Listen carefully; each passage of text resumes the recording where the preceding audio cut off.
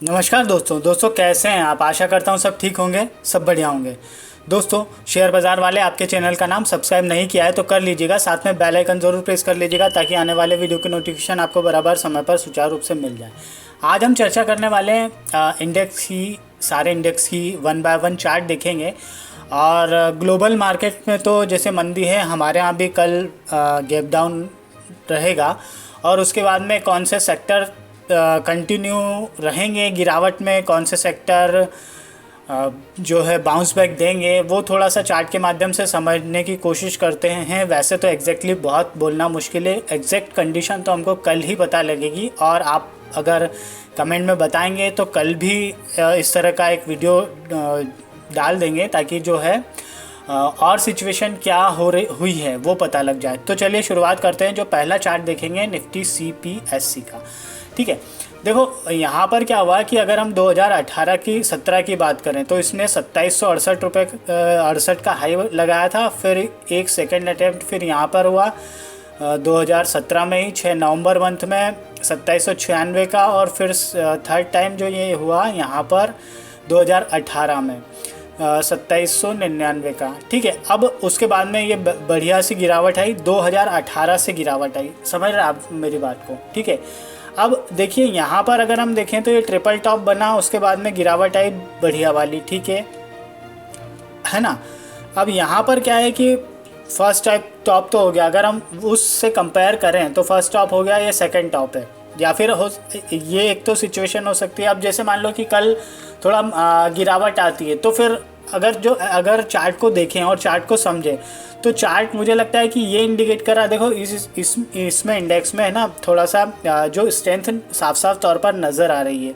अगर अभी तक का जो चार्ट देखें तो मुझे लगता है फिर कि यहाँ पे गिरावट होगी, क्योंकि अगर हम पिछले वीक्स के देखें तो ये जून वाला जो वीक था, सेकेंड वीक, इसमें अच्छी खासी गिरावट हुई। ये 2 कैंडल जो है वीकली कैंडल नेगेटिव साइड में दिख रही है, लेकिन उस परिप्रेक्ष्य में इसमें खरीदारी वापस लौट आई और स्टॉक फिर ऊपर आ गया है। मतलब इन द सेंस मतलब ये है कहने का साफ शब्दों में कि यहाँ पर जो है संभावनाएं दिखेंगी उसके बाद में, गिरावट होने के बाद में, ठीक है।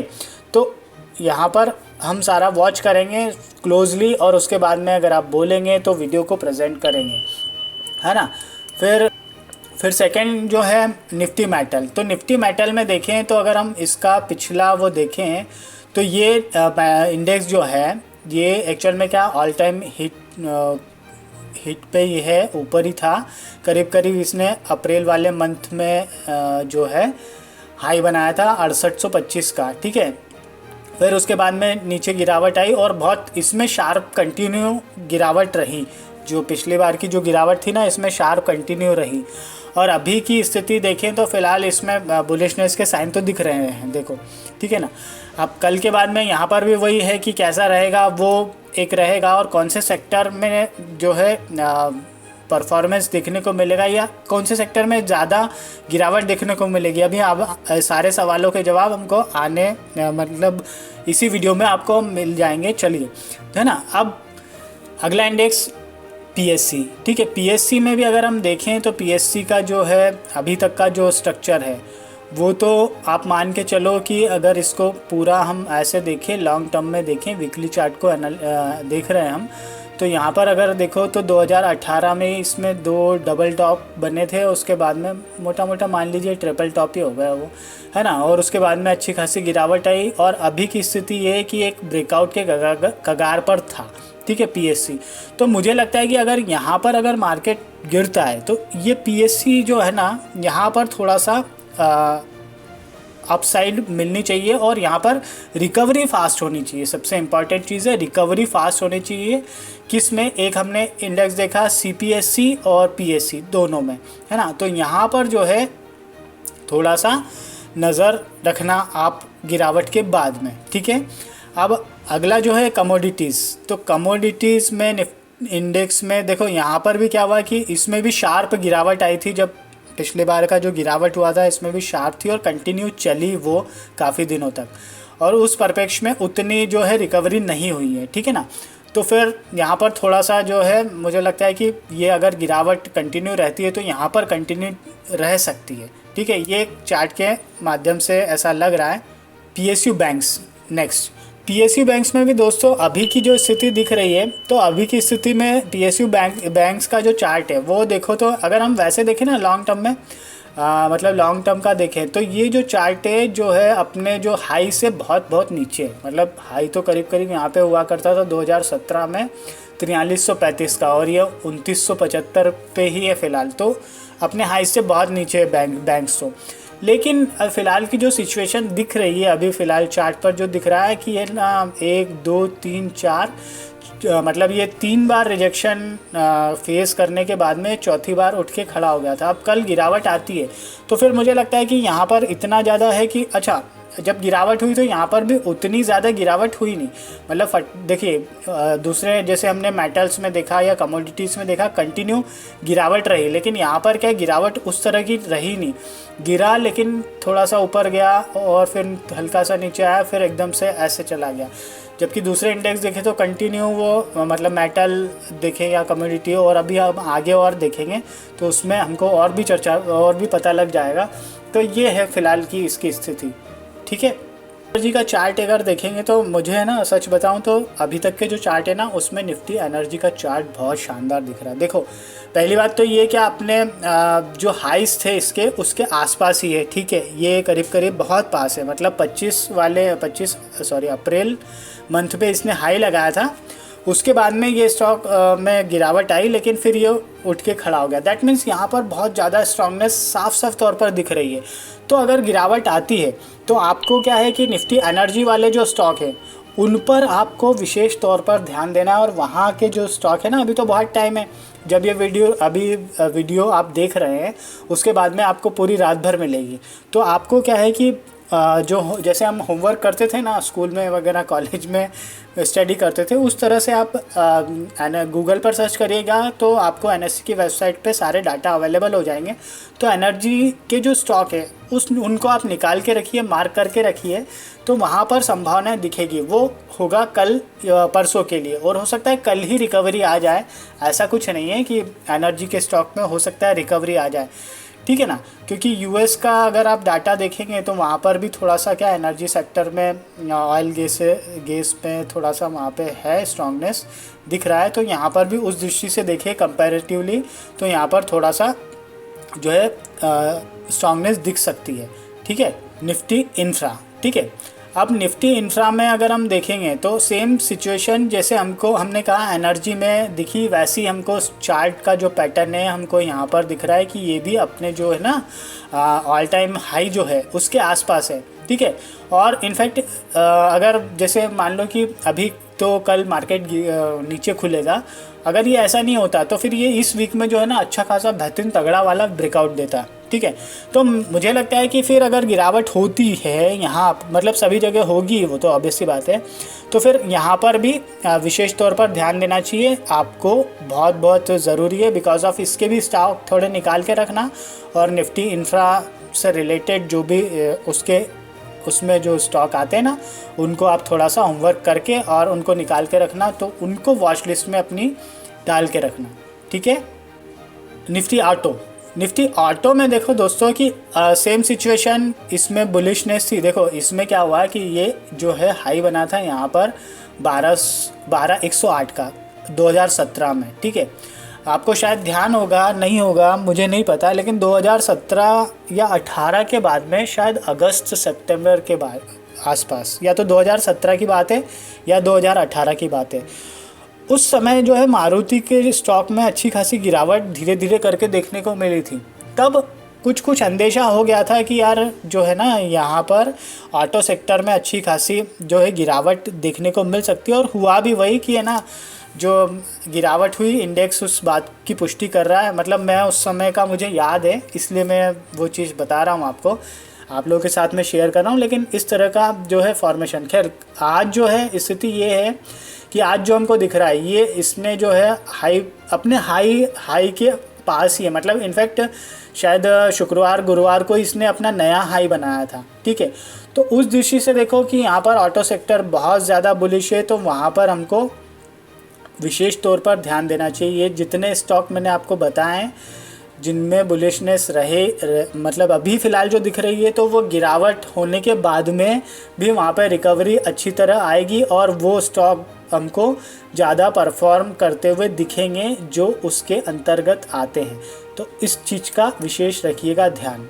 निफ्टी आईटी, भैया निफ्टी आईटी का जो है इंडेक्स, वो तो मतलब आपको खुद को देखकर समझ में आ जाएगा कि इस इंडेक्स में जो है, मुझे लगता है कि ये इंडेक्स है ना कंटिन्यू ये बहुत नीचे जाने वाला है। और मुझे लगता है कि ये जो इंडेक्स है करीब 23,871 के आसपास ये आना चाहिए।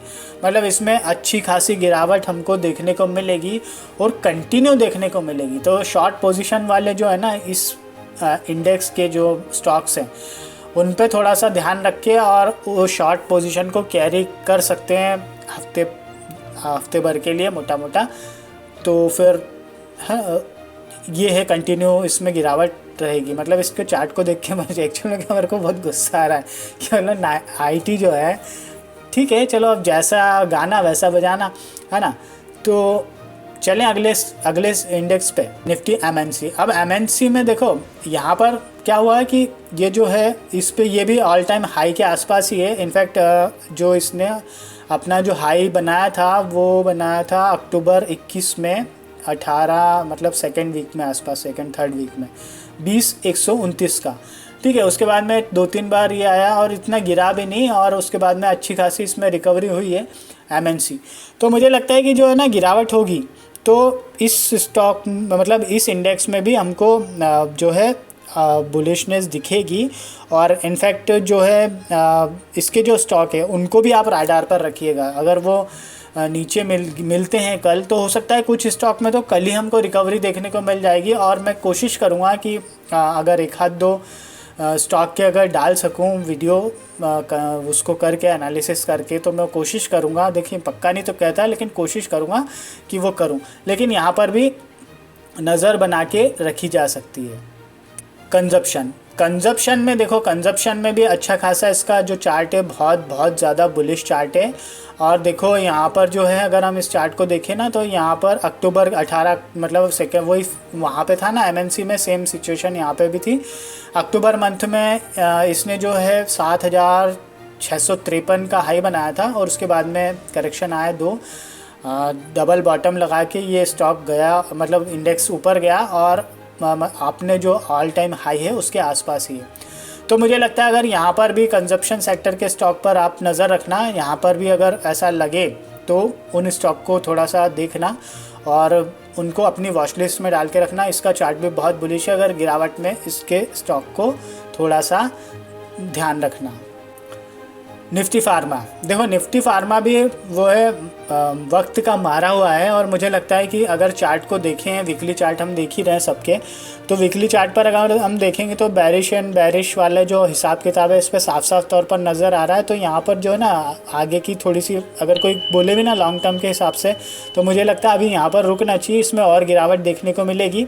और करीब ये मान के चलो कि ये लेवल तक छूना चाहिए, 11,168 के आसपास के दिख रहे हैं। तो यहाँ तक तो आना ही चाहिए, 11,200 मान लो, 11,200 ये एग्जैक्टली वो, तो 11,200 के आसपास के हमको 200-300 के आसपास के हमको लेवल देखने को मिल सकते हैं। और हो सकता है उससे नीचे भी आ जाए, क्योंकि फिर यहाँ पे होगा ना तो ये एक जो सपोर्ट है अगर वो काम कर गया तो ठीक है, नहीं तो सपोर्ट ब्रेक होता है तो फिर और नीचे जाएगा।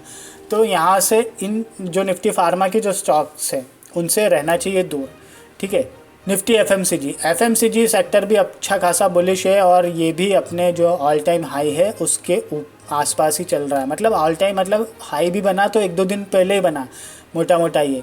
तो यहाँ पर भी है बुलिशनेस बहुत है। अगर यहाँ पर गिरावट होती भी है तो मुझे लगता है कि यहाँ पर थोड़ा सा विशेष तौर पर ध्यान देना चाहिए, बिकॉज ऑफ पहले की जो गिरावट हुई थी।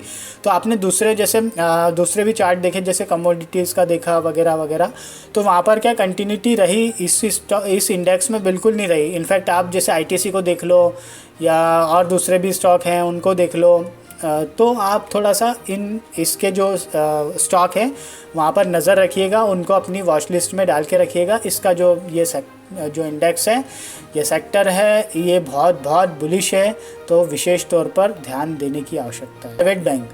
प्राइवेट बैंक में देखो दोस्तों, प्राइवेट बैंक में क्या हुआ कि ये भी अपने आप मान के चलो कि यहाँ पे जो हाई दिख रहा है वीकली चार्ट को ही दिख रहा है, अक्टूबर मंथ में दिख रहा है 21,719 का, तो लगभग ये मान के चलिए कि उसके वहाँ तक आ गया है। तो मुझे लगता है कि अगर गिरावट होगी तो भी यहाँ पर शार्प रिकवरी का पॉसिबिलिटी रह सकती है। तो इस दृष्टि से भी थोड़ा सा यहाँ पर ध्यान देना चाहिए। मतलब आपको हर सेक्टर में कुछ ना कुछ ऐसे स्टॉक मिल ही जाएंगे जो थोड़े से अलग दिखेंगे, मतलब उनका जो चार्ट पैटर्न है ना वो बहुत अलग दिखेगा, उतनी गिरावट नहीं दिखेगी। तो ऐसे स्टॉक पे ज़्यादा नज़र बना के रखना जिसमें पिछली गिरावटों का कोई ज़्यादा असर पड़ा नहीं, समझ रहे हैं बात को। तो वो मतलब सीधी सी बात है कि पैसा उसी में आ रहा है तभी तो वो स्टॉक बढ़ रहा है ना, उसका जो चार्ट है वो वही दिखा रहा है हमको।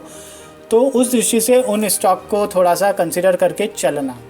निफ्टी रियलिटी में भी देखिए, अगर इसका थोड़ा सा लंबा वाला चार्ट देखे ना तो लंबा चार्ट है कि ये जो है यहाँ पर इसने जो हाई बनाया वो करीब करीब नवंबर 21 में बनाया था 560 रुपये 90 पैसे का, ठीक है। उसके बाद में गिरावट रही और मुझे लगता है कि ना यहाँ पर थोड़ा सा है कि उतना ज़्यादा स्ट्रेंथ चार्ट पर दिख नहीं रही है। तो जो गिरावट रहेगी ना तो इसमें भी अच्छी खासी गिरावट रह सकती है, ऐसा चार्ट तो मुझे मतलब दिख रहा है ऐसा। क्योंकि यहाँ पर देखो कि जिस हिसाब से यहाँ पर जो है पैसा आया, मतलब ये जो कैंडल्स हैं या कैंडल के फॉर्मेशन है वो बहुत बुलिश दिख रहे हैं, लेकिन उस हिसाब की उसमें गिरावट भी उस तरीके की दिख रही है। तो फिर मुझे लगता है कि इसके जो स्टॉक है ना वो थोड़ा सा ठंडे बस्ते में जा सकते हैं। निफ्टी मीडिया, देखो निफ्टी मीडिया में अगर हम देखें तो कुछ एक आध स्टॉक, निफ्टी मीडिया तो बहुत ही मतलब ये कहना चाहिए कि आप इसका जो है ना हाई जो था वो करीब करीब 2018 के आसपास था इसका 3675। उसके बाद में कंटिन्यूस नीचे ये और मोटा, इसमें कोई ज़्यादा सच देखने को मिला नहीं है। मतलब ये है कि मुझे लगता है कि गिरावट होगी ना, ये भी सबसे ज़्यादा गिरेगा, निफ्टी मीडिया भी है ना जो सबसे ज़्यादा गिरेगा, ठीक है। तो दोस्तों मेरा कोई पर्सनल तौर पे ख़रीदारी और उसका कोई सजेशन नहीं है, चार्ट के माध्यम से इंडेक्स की जानकारी और हाल फिलहाल की स्थिति देने का था और क्या चार्ट संभावनाएं दिखा रहा है वो आपको आपके साथ में डिस्कस करने का था, ठीक है। अगर आपको मैंने जो बताया कि इंडेक्स पे नज़र रखें और वो सारा एक जानकारी के तौर पर, अगर आपको इन्वेस्टमेंट या और भी शॉर्ट पोजीशन के बारे में अगर कुछ विचार करना है तो आपके फाइनेंशियल एडवाइज़र से सलाह मशवरा कर लेना, उसके बाद में निर्णय लेना। इस वीडियो के बेस पे कोई भी निर्णय मत लेना, ये वीडियो केवल जानकारी के लिए, ठीक है। वीडियो को लाइक कीजिए, अपने दोस्तों मित्रों के साथ में ज़रूर शेयर कीजिए और ध्यान रखिएगा। और कल की जो अपॉर्चुनिटी मिलने जा रही है वो उसका बहुत फ़ायदा हमको मिल सकता है। चलिए वीडियो को विराम देते हैं, मिलते हैं नेक्स्ट वीडियो में, तब तक के लिए थैंक यू, धन्यवाद, खुश रहिए, जय माता दी।